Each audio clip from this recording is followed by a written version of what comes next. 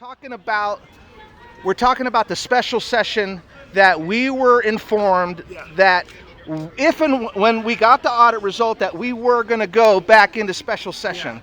So we just got done saying that the word audit and autopsy have a similar beginning for a reason. This audit is like an autopsy. What the people aren't getting is, was this a death of natural causes or was it a homicide? And what we're getting is that the coroner's out to lunch. I mean, metaphorically speaking, with all due respect. You know, obviously, everyone is still trying to process everything, but we know that in the budget, I've read it, that upon the audit results, we're going to go back into a special session. That would allow for people to demonstrate their concerns and their frustrations with their representatives and senators directly, and those representatives, when you folks meet, have the backing of your constituents with recent phone calls, recent emails. So I know one thing. We're going to be doing rallies down here at the Capitol every Saturday and Sunday starting next week, calling for a special session. Absolutely. So obviously you support it. What would you say? And I know you don't understand. You haven't read the deal, and I'll email you the report that Karen Fan did. It was the deal structured for the special master who's overseeing the logs.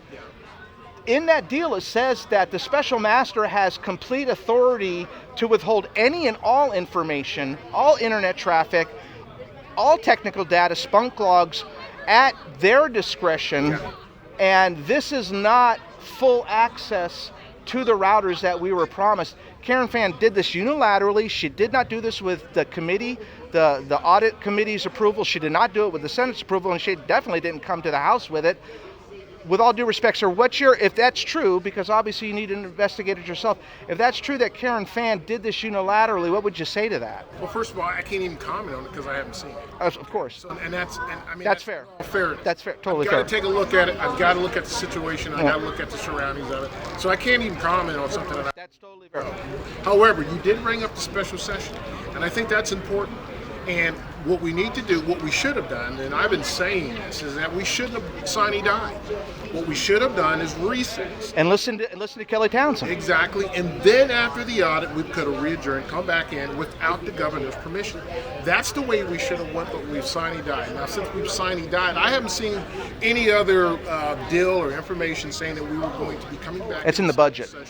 However, the governor calls us in a special session. We know that's the Arizona statute. But I really wish that we could have just recessed and then be able to come back in. Then we could be in there right now, solving these problems and working on these recommendations. What would be a realistic time frame to see the Attorney General take action on this regarding Monday?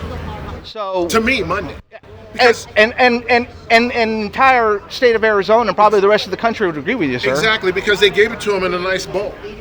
Okay, he has exactly what he needs. The deal is this is what I want. I want to find out. We know there was cheating. We know that.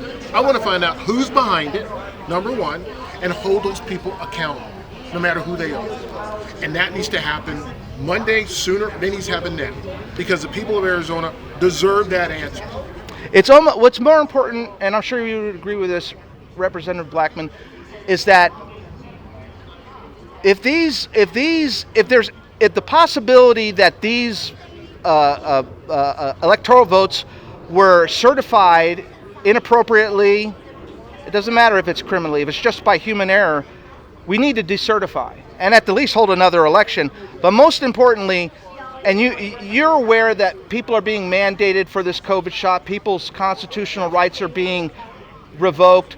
The Nuremberg Code that 500,000 American soldiers died for fighting fascism that was implemented has been, by fiat, just totally ignored. We are in a crisis of unbelievable proportion with this COVID medical tyranny. This audit is the key for the American people to get out of jail, because this is an illegitimate regime that has hijacked this country. They're implementing medical tyranny with all due respect to Attorney General Bronovich, and he does seem like a fine man and a man of integrity, he needs to put the donut down and get on the job, with all due respect. And I don't mean to be flippant, but this is an emergency, and people demand swift accountability. They do, and as I said, Arizona's deserved that. I mean, it's we're going on 9 months.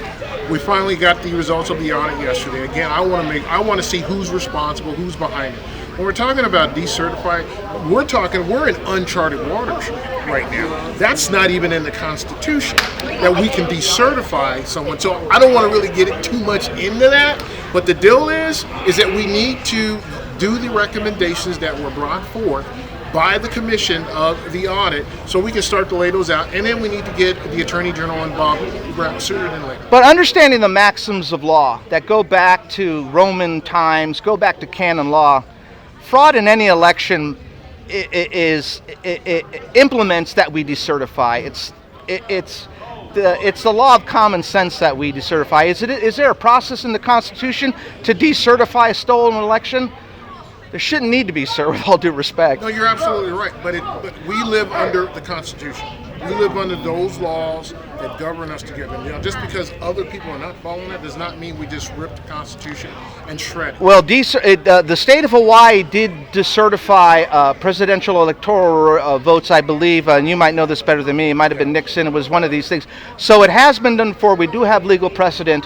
And that's something to debate later. It is, yeah. But special session is something that everybody agrees with, and I want to thank you. Thank you for your time for speaking with me, and I'd like to also commend you that I didn't see any other members of the Arizona State Legislature here on this day, and I want to commend you, sir, for your service and your integrity, for being here. Your words of inspiration and motivation, and we look forward to seeing you in your, I believe you're running for Congress, sir? Congress, yeah. Well, you've got my vote, sir. If I lived in your district, unfortunately, I'm down in Pima County. But you're a worthy candidate, sir. I'm sorry? It is the district. Well, you're definitely a worthy candidate, sir, because you're here. Thank you so much. You're here. And as a matter of fact, nobody else was. I appreciate it. All right. Thank you so much. God bless you, sir. Thank you. God bless you. All right. Take care.